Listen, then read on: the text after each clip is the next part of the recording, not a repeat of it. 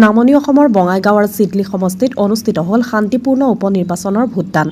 বঙাইগাঁৱত কংগ্ৰেছ আৰু চিডলিত BPF দলৰ অধিক ভোট লাভৰ সৰব চৰ্চা। চাহৰ দোকান, হাট বজাৰ আদিত ভোটাৰ ৰাইজৰ মুঠ 12জন প্ৰাৰ্থীৰ EVMত বন্দী হোৱা ভোট অহা 23 নৱেম্বৰত অনুষ্ঠিত হ'ব ভোট গণনা। আজি সমগ্ৰ দেশৰ লগতে অসমতো 5টা বিধানসভা সমষ্টিত অনুষ্ঠিত হ'ল উপনিৰ্বাচন। একেদৰে নামনি অসমতো বঙাইগাঁও আৰু চিডলি সমষ্টিত মুঠ 519টা কেন্দ্ৰত মুঠ 12 প্ৰাৰ্থীৰ বাবে নিৰ্বাচনী EVMত বন্দী হয় ভোট। ইয়াৰে বঙাইগাঁও সমষ্টিত 1,82,354 জন ভোটাৰ আৰু চিডলি সমষ্টিত 2,17,226 জন ভোটাৰ আছে। আজি অনুষ্ঠিত হোৱা ভোটদান প্ৰক্ৰিয়াত বঙাইগাঁও সমষ্টিত 72% আৰু চিডলি সমষ্টিত 71.50% ভোটদান হয়। দুয়োটা সমষ্টিত জিলা নিৰ্বাচন আয়োগ আৰু জিলা আৰক্ষী বাহিনীৰ কটকটীয়া নিৰাপত্তাৰ মাজত শান্তিপূৰ্ণভাৱে ভোটদান হয়। যদিও চিডলি সমষ্টিৰ থুৰিবাৰী LP স্কুলৰ 190 নং কেন্দ্ৰত ৰাতিপুৱা 8 বজাৰ পিছত EVM বিকল হৈ পৰাত 3 ঘণ্টামান ভোটাৰ ৰাইজ ৰখিবলগীয়া হোৱাত ভোটাৰ ৰাইজৰ গুৰুতৰ অভিযোগ আৰু প্ৰতিবাদৰ সৃষ্টি হয়। পিছত ততাতৈয়াকৈ EVM বিশেষজ্ঞ উপস্থিত হৈ সক্ৰিয় কৰে আৰু পুনৰ ভোটদান আৰম্ভ হয়। মূলতঃ নামনি অসমৰ এই দুটা সমষ্টিত ভোটদানৰ পিছত ভোটাৰ ৰাইজ স্পষ্টভাৱে প্ৰকাশ কৰিব নিবিচাৰিলেও বঙাইগাঁও সমষ্টিত কংগ্ৰেছৰ প্ৰাৰ্থী এসময়ৰ জাতীয়বাদী নেতা তথা প্ৰাক্তন IGP ব্ৰজেনজিৎ সিং আৰু চিডলি সমষ্টিৰ BPF প্ৰাৰ্থীৰ সপক্ষে ভোট অধিক বুলি হাট বজাৰ, চহৰ দোকান, ৰাজহুৱা স্থান আৰু একাংশ ভোট গ্ৰহণ বিষয়া কৰ্মচাৰীসকলৰ মাজত চৰ্চাৰ বিষয় হৈ পৰা পৰিলক্ষিত হৈছে। এতিয়া অহা 23 নৱেম্বৰতহে প্ৰকাশ পাব কোন প্ৰাৰ্থীৰ মুখত হাঁহি বিৰিঙায়। সেইমতে চিডলি সমষ্টিৰ বাসুগাঁও চহৰৰ 821 নং ৰামকৃষ্ণ আশ্ৰম প্ৰাথমিক বিদ্যালয়ত মহিলা বিষয়া কৰ্মচাৰী দুটাকৈ আদৰ্শ ভোট কেন্দ্ৰ স্থাপন কৰে। বঙাইগাঁৱৰ পৰা ষ্টাফ ৰিপৰ্টাৰ প্ৰফুল্ল কুমাৰ দাসৰ ৰিপৰ্ট, নিভাজ অসম লাইভ।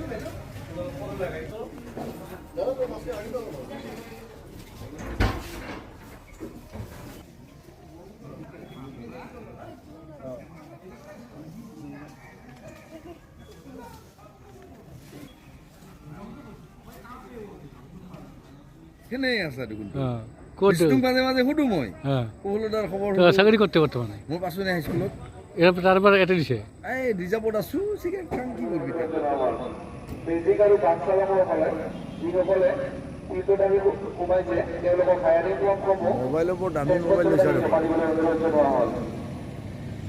নহয় দামৰ কাৰণে ফটোটো হৈছে ভাল ভাল মোবাইল ৰিপৰ্টিঙততো লাগিবই দিবাই লাগে পঠাই নাকি বেজিক আৰু বাছ চালকসকলক তেওঁলোকে তীৰ্থদাৰীসমূহ বেজিক আৰু বাছ চালকসকলক তেওঁলোকৰ হায়াৰিং ফৰ্মসমূহ তেজপুৰ জমা দিবলৈ অনুৰোধ জনোৱা হয়।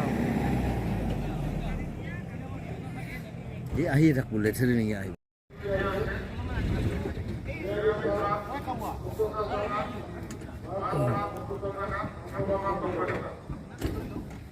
ও হিতাবতে ভাস কৰলি তই নকৰোঁ বুজিছা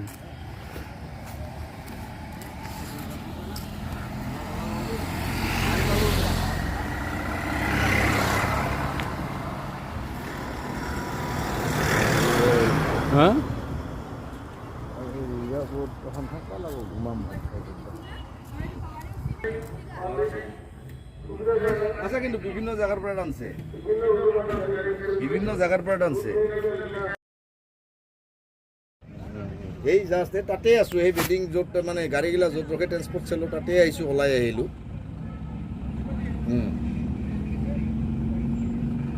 এই পাম মিলা একদম এইবাৰ অলপ এতিয়া ট্ৰেন্সপৰ্ট চেলটো অলপ ভাল কৰিছে ইয়াত একদম মানে জাগা ক'ত গাড়ী ক'ত যাব সিলা একদম প্লেচত আগত লিখি দি ৰাখি দিছে চব অভয়পুৰীৰ গাড়ীৰ অভয়পুৰী ৰাখবা লাগব বৈতামাৰী জাগাৰ চাইনবোৰ্ড মাৰি দিছে একদম চিষ্টেমটো ভাল কৰিছে ট্ৰেন্সপৰ্ট চেলৰ এইবাৰ কি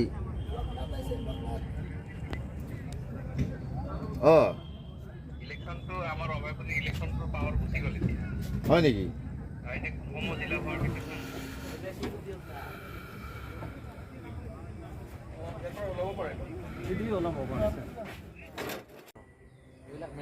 বঢ়িয়া ৰ ভিডিঅ' এটা লৈ লওঁ 10 মিনিটৰ 10 ছেকেণ্ডৰ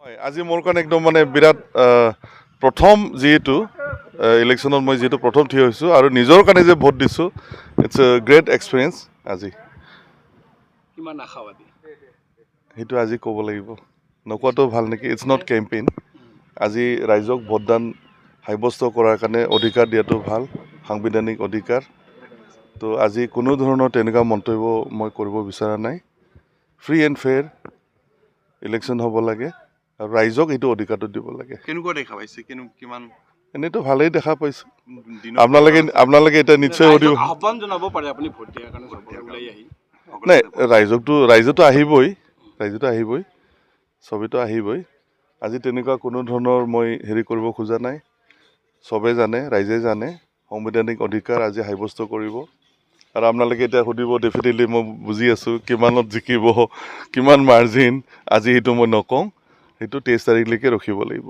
28 ঠিক আছে আজিৰ দিনত কি কাৰ্যসূচী আছে আজি মই এনেই অলপমান চাম চেণ্টাৰবিলাকত অলপ ঘূৰিম যিহেতু কেণ্ডিডেট মই চাই পেলাই অলপ আপোনাৰ পৰিয়াল আহিব অলপ পিছত আহিব তেওঁলোকে আহিব ভোটদান কৰিব ইয়াতে উপনিৰ্বাচন 31 নং চিডলি বিধান সমষ্টিৰ নিৰ্বাচন আজি অনুষ্ঠিত হৈছে এইমাত্ৰ অলপ আগতে মই নিজৰ মূল্যৱান ভোটটো মই দান কৰিছোঁ এতিয়া মই যি দেখিছোঁ অহাৰ পৰাই মানে সকলোৱে মানে শিল দল ভাঙি পেলাই আমাৰ মিত্ৰজোঁটৰ প্ৰাৰ্থী ট্ৰেক্টৰৰ ছবিত ভোট দিবৰ বাবে সকলোৱে শিল দল ভাঙি পেলাই ওলাই আহিছে এইকাৰণে ময়ো নথৈ আনন্দিত হৈছোঁ যে এই নিৰ্বাচনৰ জৰিয়তে মই 31 নং চিডলি বিধানসভা সমষ্টিৰ ৰাইজসকলক সেৱা কৰিবৰ বাবে মই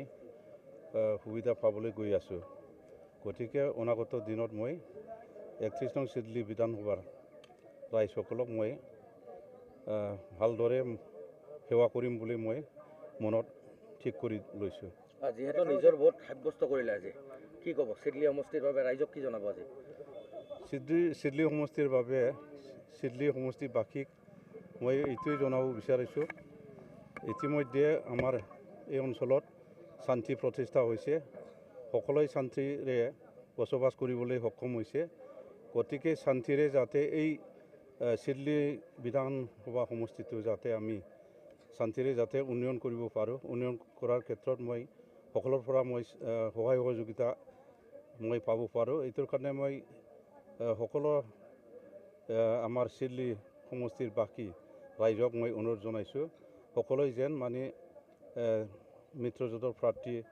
প্ৰাৰ্থীক ট্ৰেক্টৰৰ ছবিৰ ভোট দিবৰ বাবে মই সকলোকে অনুৰোধ জনাইছোঁ। যিহেতু সন্মুখত প্ৰাৰ্থী আছে তো মূল যুঁজ কাৰ লগত হ'ব বুলি মূল যুঁজ বুলি তেনেকুৱা প্ৰতিদ্বন্দ্বিতা মই এতিয়ালৈকে দেখা নাই, কাৰণ এতিয়া মিত্ৰজোঁটৰ প্ৰাৰ্থীৰ বাহিৰেও BPF আৰু কংগ্ৰেছ আছে। তেখেতসকলক মই যোৱা সময়ত যিটো তেওঁলোকে মানে প্ৰচাৰ অভিযান চলাব পৰা নাই, আনুষ্ঠানিকভাৱে মিত্ৰজোঁটৰ প্ৰাৰ্থী বা নেতৃবৃন্দসকলে যেনেকৈ